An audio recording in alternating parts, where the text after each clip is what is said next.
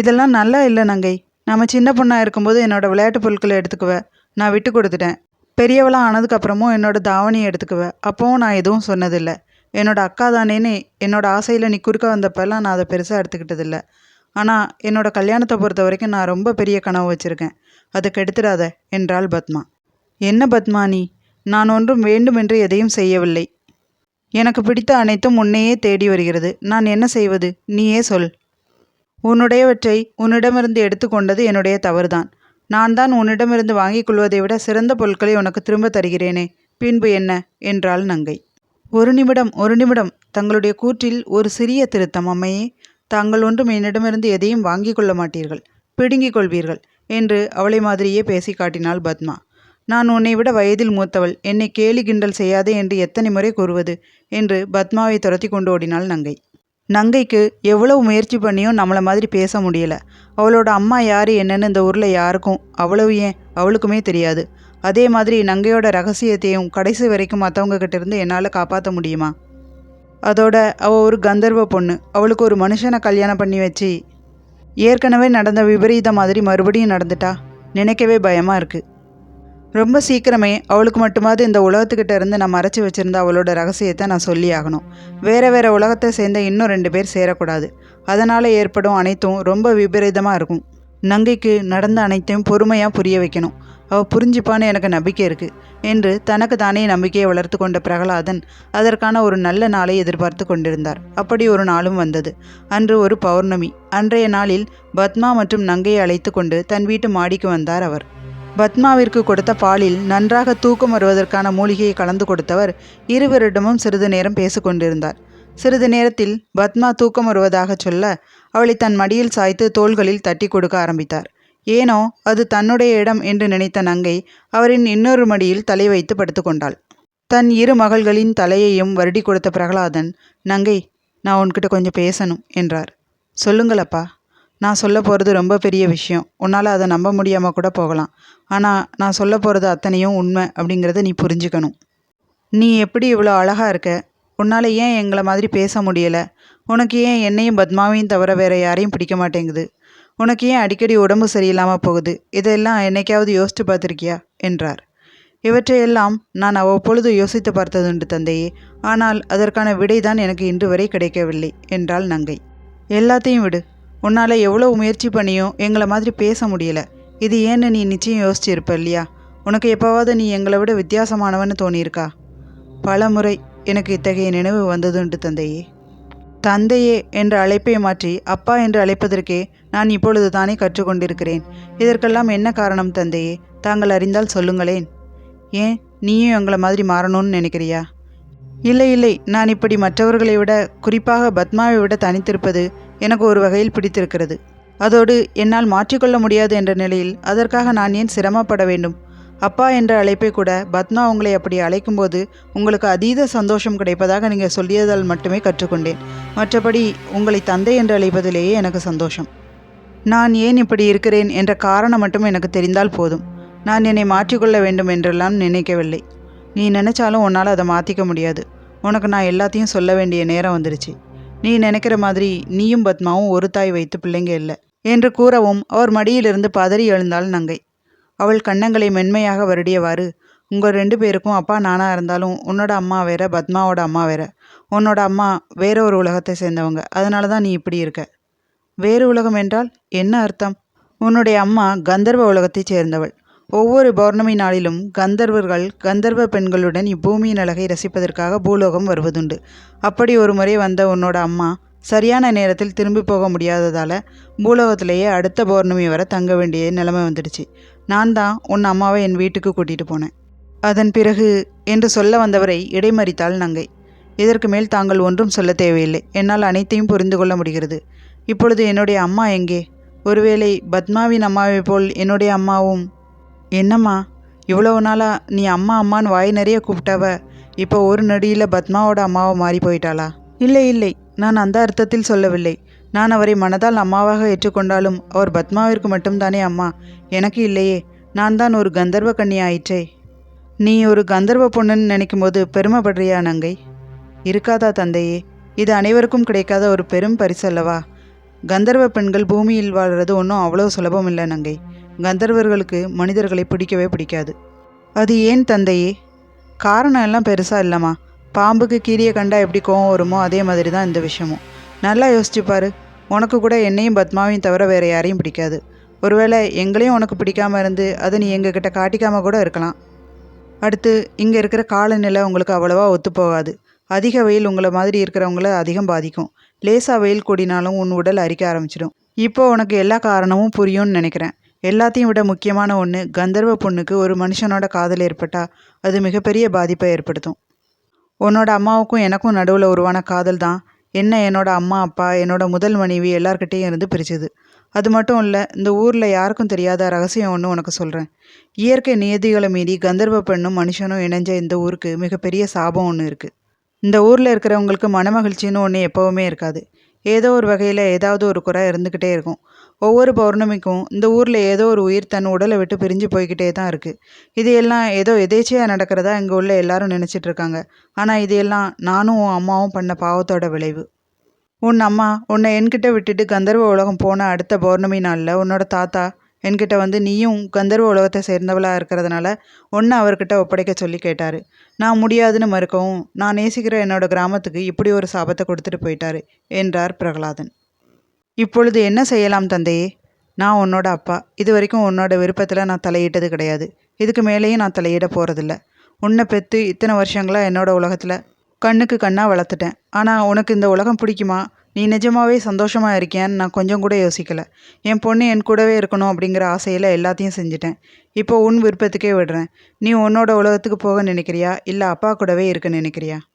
எந்த முடிவாக இருந்தாலும் அதில் அப்பாவிற்கு ஒரு சின்ன நிபந்தனை உண்டு. நீ உன் உலகத்துக்கு போய் சந்தோஷமாக இருக்க முடிவெடுத்தா ஒவ்வொரு பௌர்ணமி அன்னைக்கும் நீ அப்பாவை வந்து பார்க்கணும். இல்லை நீ பூமியிலே இருக்க நினச்சா இந்த உலகத்து மனுஷன் மேலே ஆசை வைக்கக்கூடாது. ஒரு தடவை நடந்தது போதும். இன்னொரு பெரிய தப்பு மறுபடியும் நடக்கக்கூடாதுன்னு நினைக்கிறேன். இதற்கு மேல் எல்லாம் உன் இஷ்டம். யோசிச்சு சொல்லு என்று விட்டு பத்மாவை கைத்தாங்களாய் அழைத்து கொண்டு சென்றார் அவர். நான் நினைத்த அளவுக்கு நங்கை எந்த உணர்வையும் காட்டவில்லை. இவ்வளவு பெரிய உண்மையை அவள் இவ்வளவு எளிதாக எப்படி எடுத்துக்கொண்டாள்? எது எப்படியோ என் மகளிடம் எல்லா உண்மைகளையும் சொல்லியாகிவிட்டது. என் மனதின் மிகப்பெரிய பாரம் இறங்கிவிட்டது. இனி அவள் நிச்சயம் நல்ல முடிவாக எடுப்பாள் என்ற நிம்மதியுடன் படுக்கையில் சரிந்தார். நான் என்ன செய்வது? எனக்கு என்னுடைய உலகத்தை பார்க்க வேண்டும் போல் தோன்றுகிறதே. பேசாமல் அங்கே சென்று விடலாமா? ஆனால் தந்தை மற்றும் பத்மாவை விட்டு எப்படி பிரிந்திருப்பது? அப்பா கூற்றுப்படி அம்மா கந்தர்வ உலகத்தில் தானே இருப்பார். அங்கு சென்றால் நிச்சயம் அம்மாவை பார்க்கலாம் என்று அவள் நினைத்து கொண்டிருந்த நேரத்தில்தான் அந்த நிகழ்வு நடந்தது. என்ன வாசனை இது? இப்படி ஒரு சுகந்தத்தை நான் இதுவரை அனுபவித்ததில்லையே என்ற ஆச்சரியத்துடன் நங்கை திரும்ப அங்கே கந்தர்வர்கள் பூலோகத்திற்கு வந்து கொண்டிருந்தனர். ஓ, இவர்கள்தான் தந்தை குறிப்பிட்ட கந்தர்வர்களா? நானும் இவர்களை போன்றவள்தானா? இவர்கள் ஒவ்வொருவரும் எவ்வளவு அழகாக இருக்கிறார்கள். இவர்கள் என்னதான் செய்கிறார்கள் என்று மறைந்திருந்து பார்க்கலாமா என்று நினைத்த வண்ணம் மறைந்திருந்தாள் நங்கை. நங்கை என்ற சத்தம் கேட்டு உயிரே ஒரு நிமிடம் நின்றது போல் இருந்தது அவளுக்கு. நன்றாக இருக்கிறாயா தாயே என்றபடி தன் முன்னர் வந்து நிற்கும் அந்த ஒருவரை சிறிது பயத்துடனே பார்த்த நங்கை அதை முகத்தில் காட்டிக்கொள்ளாமல் எழுந்து நின்றாள். ஏனம்மா என்னை பார்த்து பயம் கொள்கிறாய்? நான் உன் பாட்டன், உன் தாயை பெற்றெடுத்தவன். என்ன, தாங்கள் நிஜமாகத்தான் சொல்கிறீர்களா? எனில் என்னை என் தாயிடம் அழைத்து செல்கிறீர்களா? நான் அவரை பார்க்க வேண்டும் என்று மிகுந்த ஆவலோடு இருக்கிறேன். நீ இப்பொழுதே என்னுடன் கந்தர்வ உலகம் வரலாம். ஏனெனில் நீ ஒரு கந்தர்வ பெண். நம் உலகம் மற்ற எல்லா உலகங்களையும் விட அழகானது. நம் உலகத்தில் அழகு என்ற வார்த்தைக்கு பஞ்சமே இருக்காது. நம் உலகத்தில் இருப்பவர்கள் அனைவருமே அழகிகள்தான் என்றாலும் நீ பேரழகியாகத்தான் தெரிகிறாய். அப்படிப்பட்ட நீ கந்தர்வ உலகத்தில் வாழ்ந்திருந்தால் உன்னுடைய மதிப்பும் மரியாதையும் வேறு மாதிரி இருந்திருக்கும். அப்சரஸ்கள் உனக்கு சேவை செய்திருப்பார்கள். உன் காலடியில் விலையுயர்ந்த ஆடை ஆபரணங்கள் அனைத்தையும் கொண்டு வந்து வைத்திருப்பார்கள். ஆனால் நீயோ இந்த பாவப்பட்ட பூமியில் மனிதர்களோடு மனிதராய் வாழ்ந்து கொண்டிருக்கிறாய். இது விதி என்று நினைத்து விடாதே, சிலரின் சதி. அன்று நான் கேட்கும்போதே உன்னுடைய தந்தை உன்னை என்னிடம் தந்திருந்தால் உன்னை நான் கந்தர்வ உலகத்தின் மகாராணியாக்கி இருப்பேன். ஆனால் இன்று நீ இப்பொழுது என்ன செய்து கொண்டிருக்கிறாய்? ஒன்றுக்கும் உதவாத அந்த ஊர் மக்களின் நலனுக்காக உதவி செய்து கொண்டிருக்கிறாய். சரி, அனைத்தையும் விடு. உனக்கு நம் உலகத்தை பார்க்க வேண்டும் என்ற ஆசை இல்லையா? எனக்குள் அந்த ஆசை இருப்பது உண்மையே. ஆனால் நான் எப்படி என் தந்தை தங்கையை இங்கே விட்டுவிட்டு வருவது? அவர்கள் இருவரும் கந்தர்வ உலகம் வருவதற்கு தாங்கள் எனக்கு அனுமதி கொடுத்தால் நன்றாக இருக்கும் என்றாள் நங்கை. அது மிகவும் தவறான செயல். கந்தர்வர்கள் அல்லாத ஒருவரை கந்தர்வ உலகம் ஏற்றுக்கொள்ளாது. ஒருவேளை நீ ஒருவரை விரும்பி அவருடன் நம் கந்தர்வ முறைப்படி திருமணம் செய்து கொண்டால் உன்னோடு சேர்த்து அவரையும் கந்தர்வ உலகத்திற்குள் அனுமதிக்கலாம். சரி, எங்களுக்கான நேரம் முடிவடைகிறது. நாங்கள் செல்கிறோம். நீ நிச்சயம் ஒரு நாள் நம் உலகத்திற்குள் வர வேண்டும் என்றவாறு விடை பெற்றார் அவர். அடுத்த நாள் காலை பத்மா நங்கை இருவருக்கும் தலையில் பேரிடியே இறக்கும் நாளாக அமைந்தது. தன் மகளிடம் அனைத்தையும் சொல்லிவிட்டோம். இனி அவள் அனைத்தையும் பார்த்து கொள்வாள். அதோடு இன்னொரு மகள் பத்மா இந்த ஊருக்கு தங்கள் குடும்பம் இத்தனை காலமாக செய்து வந்ததை நல்ல முறையில் தொடர்ந்து செய்வாள் என்னும் நம்பிக்கையுடன் தூக்கத்திலேயே தன் உயிரை விட்டிருந்தார் பிரகலாதன். அதன் பிறகுதான் அனைத்தும் மாறியது. பத்மா உடைந்து போக நங்கையோ மனதில் பாரம் இருந்தாலும் அதை காட்டிக்கொள்ளாமல் இருந்தாள். பத்மாவை அந்த ஊரே அவர்கள் வீட்டு பெண்ணாக ஏற்றுக்கொண்டது. ஆண் துணை இல்லாத அந்த வீட்டின் இளவரசிகளுக்கு காவலாய் தினம் ஒருவர் துணைக்கு வந்து படுப்பது வழக்கமாயிற்று. ஊர் மக்கள் பாசம் காட்டுவது அனைத்தும் பத்மா மீது மட்டுமே. நங்கை அவர்கள் கண்டுகொள்ளவே இல்லை. நங்கையும் அது குறித்து வருந்தியதாக தெரியவில்லை. அவளுடைய உறுத்தல் எல்லாம் ஒன்றே ஒன்றுதான். பத்மா தன்னிடம் முன்பு போல் பழகுவது இல்லை என்பது மட்டும்தான். இருந்தாலும் தந்தை இருந்து போன சுகத்தில் இருந்து அவள் இன்னும் முழுதாக வெளியே வரவில்லை என்று எண்ணி தன்னை தானே சமாதானம் செய்து கொண்டாள். ஒரு நாள் பத்மாவை நங்கை அருகில் வந்து அமர்ந்தாள். என்னவாயிற்று பத்மா உனக்கு? நீ எப்படி இவ்வளோ சுலபமாக நடக்கிற எல்லாத்தையும் ஏற்றுக்கிட்ட? என்னால் தாங்க முடியல. தனிமை கொள்ளாமல் கொள்ளுது என்றாள் பத்மா. நீ எங்கே தனிமையில் இருக்கிறாய்? உனக்கு தான் இந்த ஊரே துணையாக இருக்கிறதே. நான் தான் தந்தையும் உன்னையும் ஒரே நேரத்தில் இழந்து விட்டேன். நான் தான் தனிமையில் அதிகமாக தவித்து கொண்டிருக்கிறேன். நீ வெளியே காண்பித்துக் கொள்கிறாய், நான் காண்பித்துக் கொள்ளவில்லை, அவ்வளவுதான் என்றாள் நங்கை. இருவரும் பல நாட்களுக்கு பிறகு மனதில் இருந்த சிறு சிறு சஞ்சலங்கள் வரை அனைத்தையும் பேசி தீர்த்து கொண்டனர். அந்த ஊர் ஒட்டுமொத்தமாக பத்மா மீது காட்டிய பாசத்தை பத்மா தனி ஒரு ஆளாக நங்கையின் மீது காட்டினாள். அனைத்தும் நன்றாகத்தான் சென்று கொண்டிருந்தது, அன்றைய நாள் வரும் வரை. அன்று இரவு நான் உன்னிடம் ஒரு முக்கியமான விஷயம் சொல்ல வேண்டும், வா என்று பத்மாவை அழைத்து கொண்டு ஆற்றங்கரை வந்தாள் நங்கை. என்ன நங்கை, நீ இந்த நேரத்தில் எங்கே கூட்டிகிட்டு வந்திருக்க? ஊரில் யாராவது பார்த்தா பிரச்சனையாயிடும். பத்மா, எதற்கெடுத்தாலும் பயந்து கொண்டே இருக்காதே. நான் உனக்கு ஒரு முக்கியமான நிகழ்வை காட்டப்போகிறேன். அதோடு நான் உனக்கு ஒரு மிகப்பெரிய ரகசியத்தையும் சொல்லப்போகிறேன் என்றாள். பத்மா இவள் ஏதோ சொல்லப்போகிறாள் என்று ஆர்வமாய் அவளையே பார்த்து கொண்டிருந்தாள். சில நிமிடங்களில் நங்கை, ஹே பத்மா, இங்கே பார் என்று சந்தோஷத்தில் துள்ளி குதித்த நேரத்தில் அருகே இருந்த பத்மாவை காணவில்லை. பத்மா, பத்மா என்று அவள் அழைத்து கொண்டிருந்த நேரத்தில் அவள் அழைப்பிற்கு உரியவளோ தான் கண்ட காட்சியில் உறைந்து போய் நின்றிருந்தாள். உடலெங்கும் காயத்துடன் ஒருவன் தரையில் அரைமயக்க நிலையில் விழுந்து கிடந்தான். ஐயோ கடவுளே என்று லேசான பயத்துடன் அவன் அருகே சென்றாள் பத்மா. ஒரு இளைஞன். அவனுடைய வசீகரிக்கும் முகம் முழுவதும் இரத்த காயம், உடல் முழுவதும் கத்தியின் கீறல்கள். அவனை பார்க்க பார்க்க அவளையும் அறியாமல் கண்ணீர் சிந்தியது பத்மாவின் கண்கள். யார் நீங்க? இங்கே எப்படி வந்தீங்க என்று பத்மாவின் குரல் கேட்டு திடுக்கிட்டு எழுந்தவன் தன் அருகே நின்றிருந்த குமரி பெண்ணை கண்டதும் பயத்தில் என்ன செய்கிறோம் என்று புரியாமல் பட்டென்று எழுந்து அவளை அணைத்து கொண்டான். என்னை காப்பாத்துங்க, என்னை காப்பாத்துங்க, நான் சாகக்கூடாது, நான் உயிரோடு வாழணும்.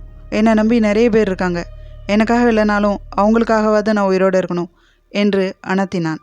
நான் அவங்கள காப்பாற்றுறேன். ஆனால் நீங்கள் யார்? எப்படி இவ்வளோ காயத்தோடு இங்கே வந்தீங்க என்றாள் பத்மா. எல்லாத்தையும் நான் அப்புறமா சொல்கிறேன். முதல்ல நான் சொல்கிறத கேளுங்க. என்னை எங்கேயாவது பாதுகாப்பாக கூட்டிகிட்டு போங்க. என்னை பற்றி யாருக்கும் தெரியக்கூடாது. உங்கள் வீட்டில் இருக்கவங்களுக்கும் கூட தெரியாமல் இருந்தால் நல்லது என்றான் அவன். சரி வாங்க என்று அவனை தன்னுடைய தோளில் சாய்த்து கொண்டு நடக்க ஆரம்பித்தாள் பத்மா. இதுவரை தோன்றாத எல்லாம் ஏனோ இப்பொழுது தோன்றியது. அவன் சுய நினைவில் இல்லாமல் கீழே விழுந்து விடக்கூடாது என்று அவன் அவளை தொடும் நேரமெல்லாம் இவள் உடல் சிலிர்த்தது. எப்படியோ ஒரு வழியாக அவனை தன்னுடைய அப்பாவின் அறைக்கு கொண்டு வந்து சேர்த்தாள் பத்மா. அவன் காயங்களை சுத்தம் செய்து அவனுக்கு குடிக்க கஞ்சி காய்த்து கொடுத்தவள் அவனுக்கு துணியை போர்த்தி விட பார்க்கும்போது அவள் கரத்தை பிடித்து தன்னருகே இழுத்தவன் அவள் கரத்தை தன் நெஞ்சோடு அணைத்து கொண்டான். அவளிடமிருந்து தன் கரத்தை பிரித்து கொள்ள நினைத்தாலும் ஏனோ அவளால் முடியவில்லை. பத்மா என்ற கோபமான அழைப்புடன் வீட்டிற்குள் வந்தாள் நங்கை. கடவுளே, இவ்வளோ மறந்துட்டேனே, இவளுக்கு தெரிஞ்சால் ரொம்ப கோவப்படுவாளே, என்ன பண்ண போறேன்னு தெரியலையே என்னும் பயத்துடன் அவள் வெளியே வர பத்மாவின் மீது கோபமாக இருந்த நங்கை அவள் அவர்களுடைய அப்பாவின் அறையிலிருந்து வெளியே வரவும் ஆற்றங்கரைக்கு சென்றதும் அவர்களுடைய அப்பாவின் நினைவு வந்ததால் தான் தன்னிடம் கூட சொல்லாமல் அங்கிருந்து வந்துவிட்டாள் போலும் என்று நினைத்து கொண்டாள். பத்மா அருகே வரவும் அவளை அணைத்து கொண்ட நங்கை, நடந்ததை நினைத்து நினைத்து வருந்தாதே பத்மா, உனக்காக நான் இருக்கிறேன். நான் எப்பொழுதும் உன்னை விட்டு எங்கேயும் செல்ல மாட்டேன் என்றாள். இவள் எதற்காக இப்படி பேசுகிறாள் என்பது புரியாமல் போனாலும் இப்பொழுது அவளுக்கு எதுவும் தெரியாமல் இருப்பதே நலம் என நினைத்து பத்மாவும் அமைதியாக இருந்துவிட்டாள். என்னங்க என்னங்க எழுந்திரிங்க என்று அந்த இளைஞனின் அருகே இருந்து குரல் கொடுத்தாள் பத்மா. அவன் எழுந்திருக்காத காரணத்தால் அவனை தொட அவன் உடல் அனலாய் கொதிப்பதை உணர்ந்தாள். கடவுளே, இப்போ நான் என்ன செய்வேன்? எப்படி இவருக்கு மருந்து கொடுப்பேன் என்று யோசித்தவள் மெதுவாக நங்கையை தேடி வெளியே வர அவள் அங்கே இல்லை. தன்னுடைய அறையில் எதையோ மும்முரமாக ஓவியமாக வரைந்து கொண்டிருந்தாள்.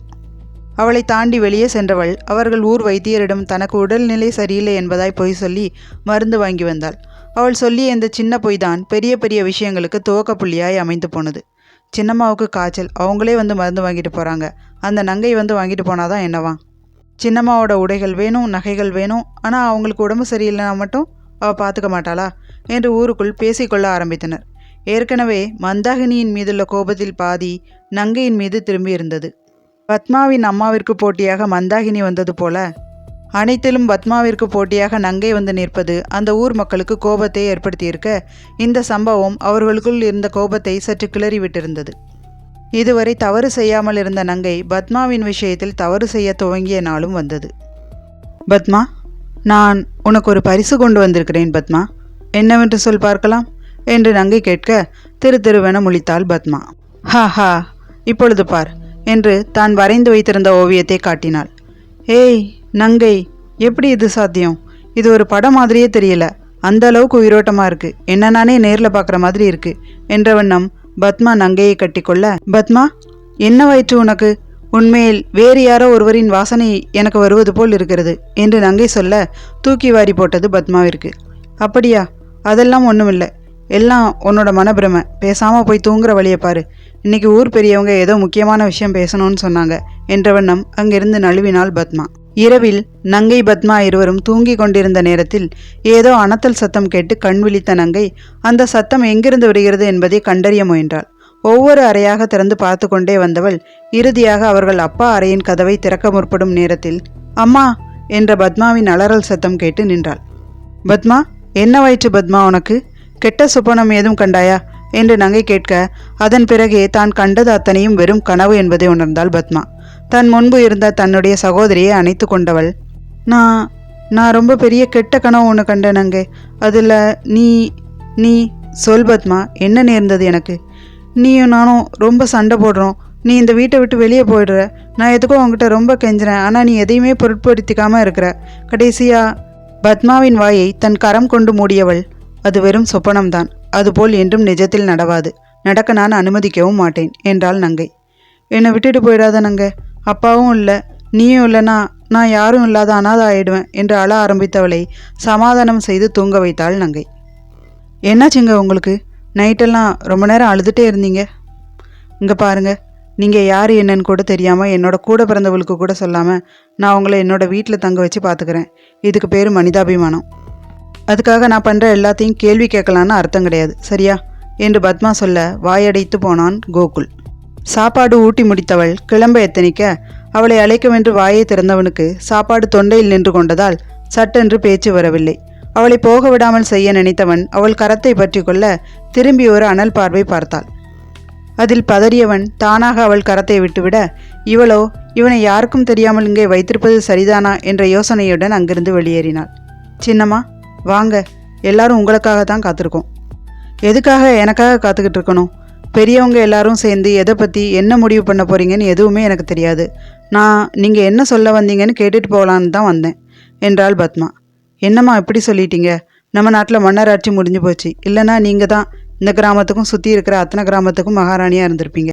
இப்போ நீங்கள் மகாராணி இல்லை தான், அதுக்காக எல்லாம் எங்களால் எங்கள் பழக்கத்தை மாற்றிக்க முடியாது. இது எங்களோட பழக்கம், உங்கள் குடும்பம்தான் இந்த கிராமத்துக்கு எல்லாமே. சரி, இப்போ சொல்லுங்கள், எதை பற்றி பேசுகிறதுக்காக நாம் எல்லோரும் இங்கே வந்திருக்கோம்? இல்லை சின்னம்மா, நம்ம ஊரில் இருந்து 10 மைல் தொலைவில் ஒரு சின்ன ஊர் இருக்குது. அங்கே உங்களை மாதிரி ராஜவம்சத்தை சேர்ந்த ஒரு குடும்பம் இருக்குது. அந்த ராஜவம்சத்துக்கு உங்கள் குடும்பம் கடமைப்பட்டு இருக்குமா? உங்கள் அப்பாவோட தாத்தா ஒரு நெருக்கடியான நிலைமையில் இருந்தப்பா அந்த ராஜவம்சம்தான் உதவி பண்ணியிருந்தாங்க. இதை எங்களோட பரம்பரை என்றைக்குமே மறக்க மாட்டோம். சரியான சமயத்தில் நாங்கள் இதை திருப்பி செய்வோம்னு அவர் வாக்கு கொடுத்துருக்காரு. அதுக்கு நமக்கு ஒரு வாய்ப்பு கிடைச்சிருக்குமா? எனக்கு புரியலை ஐயா. அந்த ராஜவம்சத்தோட கடைசி வாரிசு பேர் கோகுலகிருஷ்ணன், விளையாட்டு பிள்ளைமா. அவரை பற்றியும் அவரோட சேட்டைகளை பற்றியும் நாங்கள் நிறைய கேள்விப்பட்டு இருக்கோம். அப்பா கூட அவரை ஒரு தடவை பார்க்கணுன்னு ஆசைப்பட்டார். அவருக்கு அவரோட ஊரில் ஏதோ பிரச்சனை. அவரோட உயிருக்கு ஆபத்தான நிலைமையில அந்த ஊர்லேருந்து தப்பிச்சு வந்து இருக்காரு. கடைசியாக அவரை நம்ம ஒரு பக்கம் பார்த்ததா சொல்கிறாங்க. அவரை நாம் எப்படியாவது காப்பாற்றணும். அவர்கள் தன் வீட்டில் தான் மறைத்து வைத்திருக்கும் அந்த நபரை பற்றி தான் சொல்கிறார்கள் என்பது நன்றாக புரிந்து போனது பத்மாவிற்கு. நம்ம ஊரில் இருக்கிற யாரோ ஒருத்தர் தான் அவரை காப்பாற்றி அடைக்கலம் கொடுத்து வச்சுருக்காங்க. அது யாராக இருந்தாலும் நான் அவங்களுக்கு ஒன்று சொல்லிக்கிறேன். நீங்கள் காப்பாற்றி வச்சுருக்கிறது ஒரு உயிருள்ள மனுஷன் மட்டும் இல்லை, ஒரு ஊரோட நம்பிக்கை. நாம் திரும்ப செலுத்த வேண்டிய நன்றி கடன். அதனால் அவரை காப்பாற்றினது யாருன்னு நீங்கள் சபையில் சொல்லக்கூட வேண்டாம். அதனால் அவருக்கோ இல்லை உங்களுக்கோ பிரச்சனை வர வாய்ப்பு அதிகம். அதனால் முடிஞ்ச வரைக்கும் ரகசியமாக அவரை பத்திரமா பார்த்துக்கோங்க. அவர் சரியானதுக்கப்புறமா அவர் அந்த நிலைமைக்கு ஆளாக்குனவங்கள பார்த்துப்பார். சரிதானேம்மா என்று பத்மாவை பார்த்து அவர் கேட்கவும், முழித்த பத்மா எப்படியோ அங்கிருந்து தப்பித்து வீட்டுக்கு வந்து சேர்ந்தாள். தன்னை மறந்து மிக நளினமாக ஆடிக்கொண்டிருந்த நங்கை பத்மாவை பார்த்ததும் நின்று விட்டாள். நங்கை, உனக்கு இவ்வளோ அழகாக ஆட தெரியுமா? நீ என்கிட்ட சொல்லவே இல்லையே என்று பத்மா கேட்க, எனக்கு ஆட தெரியாமல் இருந்தால்தான் அதிசயம் என்றாள். அடிப்போடி, கொஞ்ச நாளாக எப்போ பார்த்தாலும் புரியாத மாதிரியே பேசிக்கிட்டு இருக்க. அதெல்லாம் அப்படித்தான். உனக்கு அனைத்தையும் புரிய வைக்கத்தான் நான் உன்னை அன்று ஆற்றங்கரை அழைத்து சென்றேன். நீதான் என்னை விட்டு ஓடி வந்து விட்டாய். அன்றைய இரவு பௌர்ணமி தினம். இந்த முறை அந்த ஊரில் பிறந்து சில மணி நேரமே ஆன ஒரு பச்சிளங்குழந்தை உயிரை விட்டிருக்க அந்த ஊரையே சோகம் தாக்கியது. அந்த குடும்பத்தின் சோகத்தில் பங்கெடுக்கவென்று பத்மா வந்திருக்க உண்மையான வருத்தத்துடன் அவள் பின்னே நின்றிருந்தாள் நங்கை. அவளை அங்கிருக்கும் யாருக்கும் பிடிக்காது. அவளுக்கும் அது போலத்தான். இதுவரை பல சுப நிகழ்ச்சிகளுக்கோ இல்லை துக்க நிகழ்விற்கோ பத்மா சென்றதுண்டு. ஆனால் நங்கை அது எதிலும் கலந்து கொண்டதில்லை. அவள் வாழும் அந்த வீடுதான் அவளுடைய உலகமாக இருந்தது. இன்று அந்த பிஞ்சு குழந்தையின் இறப்பை கேள்வியுற்று மனம் பதறியதால் அங்கே வந்திருந்தாள். பத்மாவுடன் இருந்ததால் மட்டுமே நங்கையை பொறுத்து கொண்டிருந்தனர் அந்த கிராமத்தினர். பத்மா அந்த குழந்தையின் தாயிடம் ஆறுதல் சொல்லிவிட்டு திரும்ப நங்கை அவரையே பார்த்த வண்ணம் நின்றிருந்தாள். தயவு செஞ்சு இங்கிருந்து போயிடு. உன் மேலே இங்கே இருக்கிற யாருக்கும் எந்த விதமான உணர்வும் கிடையாது. சின்னம்மா ஒருத்தங்களுக்காக தான் நாங்கள் எல்லாரும் உன்னை சகிச்சுக்கிட்டு இருக்கோம். அதை பயன்படுத்தி கிராமத்தில் இருக்க எல்லாரையும் மாதிரி மாறிடலாம்னு நினைக்காத. அது உன்னால் முடியாது என்றார் ஒருவர். ஐயா, என்ன பேசுகிறோன்னு பார்த்து பேசுங்க. அவள் என்னோட அக்கா, என்னோட கூட பிறந்த அக்கா. அவளை பற்றி தப்பாக பேசாதீங்க. அவள் கொஞ்சம் நம்மளை மாதிரி இல்லை தான். அதுக்காக அவளை எப்படி ஒதுக்கி வைக்க நினைக்கிறீங்க? சின்னம்மா, உங்களுக்கு ஒன்றும் தெரியாது. நீங்கள் ரொம்ப அப்பாவி. இவளோட உண்மையான சுயரூபம் தெரிஞ்சால் அவ்வளவுதான். இங்கே பாருங்க, ஊர் பெரியவங்க உங்கள் எல்லார்கிட்டையும் நான் ஒன்று சொல்லிக்கிறேன். நீங்கள் எனக்கு கொடுக்குற மரியாதை ஒன்றும் நான் கேட்டு வாங்கிக்கிட்டது இல்லை, நீங்களாக கொடுத்தது தான். அப்படி இருக்கும்போது அதே அளவு மரியாதையை என்னோட அக்கா நங்கைக்கு கொடுக்கறதுல உங்களுக்கு என்ன தான் பிரச்சனைன்னு எனக்கு தெரியல. உங்களுக்கு தாமா புரியலை. இவ உங்கள் அக்காவும் இல்லை, சாதாரண மனுஷியும் இல்லை. இவளை பற்றி எவ்வளோ சீக்கிரம் நீங்கள் புரிஞ்சுக்கிறீங்களோ அவ்வளோ சீக்கிரம் உங்களுக்கு நல்லது. என்னால் தான் பார்த்ததையும் கேட்டதையும் வெளியே சொல்ல முடியலை. அப்படி நான் சொல்லிட்டா நீங்களே இந்த நங்கையை உங்கள் வீட்டை விட்டு வெளியே அனுப்பிடுவீங்க. நான் சொல்கிறத கேளுங்க. அவள் உங்களுக்கு வேண்டாம். அவளால் உங்களுக்கும் உங்கள் வாழ்க்கைக்கும் அவளையும் ஏன் உங்கள் உயிருக்குமே கூட ஆபத்து இருக்குது. புரிஞ்சுக்கோங்க. இவளால் என்னோட உயிருக்கு ஆபத்துனா நான் சந்தோஷமாக செத்து போவேன். போதுமா என்று விட்டு நங்கையின் கரம் பற்றி அழைத்து சென்றாள் பத்மா. பத்மா, சொல்லு நங்கை, என் மீது உண்மையிலே உனக்கு அவ்வளோ அன்பும் அக்கறையும் இருக்கிறதா? இல்லை என்னை விட்டு கொடுக்கக்கூடாது என்பதற்காக அப்படி சொன்னாயா? பைத்தியமா உனக்கு? உன்னை விட்டு கொடுக்கக்கூடாதுன்னு ஒருத்தங்க நினச்சா அதுக்கு என்ன அர்த்தம்? அவங்க உன் மேலே நிறைய பாசம் வச்சுருக்காங்கன்னு தானே அர்த்தம். நான் உன் மேலே நிறைய பாசம் வச்சுருக்கேன் அக்கா என்றாள் பத்மா.